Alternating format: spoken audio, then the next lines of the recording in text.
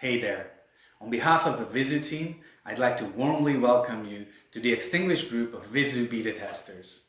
You are among the first people in the world who will use Vizzu, which makes us all super excited and very grateful. In the next few minutes, I will guide you through the process of getting started and provide a brief overview of our cinematic data storytelling tool so you can quickly explore Vizzu and create your first data story. So this is how you create a new Vizzu. This is where you can upload a new CSV file.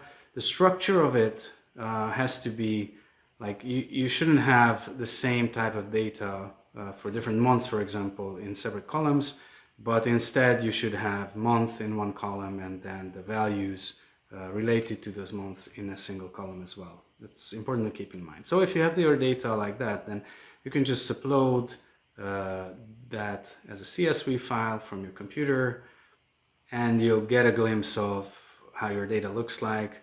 Vizzu automatically identifies what type of data you have, and if everything looks good, then just click on Create New Vizzu. And you'll end up at the main editor interface. So you can see your data series in this list, and let's just add items sold to your chart. It already appears as a chart, and it also appears on the left side as a new slide. Then you can create another slide with the same chart on it for now, but if you change it by adding, for example, a year to your chart, then it morphs into another slide, another chart. And then if you create another slide, you can add, let's say, quarter to your chart, and then you'll see the items sold by year and quarter. And you can also rearrange this data on your chart using, for example, these smart suggestions that appear on the right side. If you click on any of those, the chart will morph to that state, obviously. And you can add another category, for example, the continent. So I guess you understand now how you can build a story step by step using Vizzu. With these smart suggestions on the right side, you can actually change your chart in many different ways. So switch it to make it a stacked area chart. But you also have other options to change your chart's look and feel with these configuration buttons in the middle on the right side. For example, you can switch from value to percentage, or you can split, stack charts like that. So again, the data that's on the chart will remain the same. We just show it differently to you. And so now you have a story. With these slides on the left, you can rearrange these slides by drag and drop. You can delete them, and if you do anything that you didn't want, you can always undo them by clicking on the undo button.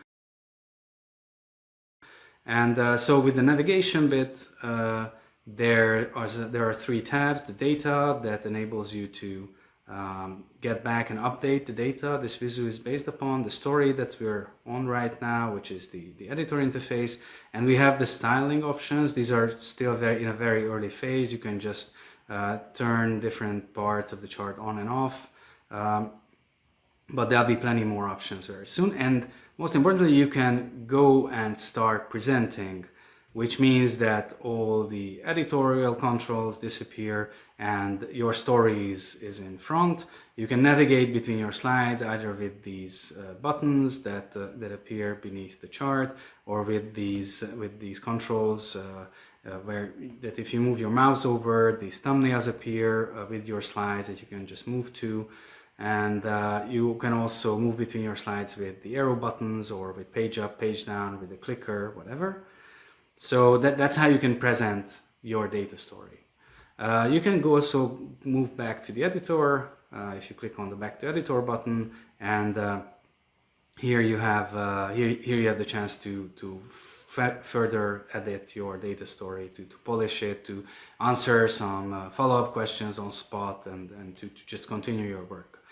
I encourage you to rename, so choose a fitting name for your Vizzu. Just by clicking there and typing in the name you want. So it's going to be My First Vizzu in my case. And if you click on the logo in the top left corner, then you'll get back to the gallery where you'll be able to see all your Vizzus that you created so far, and continue your work whenever you come back to Vizzu. So that's it. Our detailed documentation and community forum is on this course. You can find the link in the video description below. My colleagues and I will be there to provide you guidance and to answer any questions you may have. Please share your feedback with us. We'd like to know what you liked and what you missed and understand how to improve. Have fun Vizzuing. We'll be in touch.